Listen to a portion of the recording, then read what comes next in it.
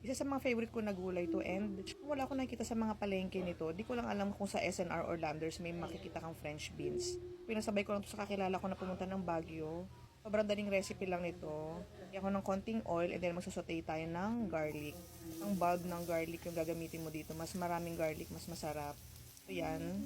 Pag medyo naluto na siya, ilalagay mo na yung French beans. So siyang ito-toasted yung garlic kasi papait yan. Tama lang siya na medyo brownish. And then, ilagay mo na yung French beans. Hindi naman ito magluto ha. Huwag nyo siyang i-overcook. Mas masarap yan, mas crunchy. Madali naman maluto ang French beans. Sautay mo lang siya saglit and then lalagay mo na yung sauce niya. Pinaka-sauce niya, yan, oyster sauce, sesame oil, black pepper, and konting water. And nilagay mo na siya dyan sa French beans. Then, may tira akong ground beef, yung ginamit ko sa nachos. So, ilalagay ko na siya dito. Hindi namang walang ground beef kasi masarap naman siya kahit walang meat.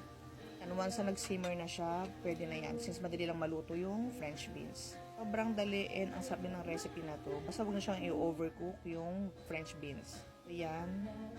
Yun lang. Thank you for watching and see you on the next one. Bye!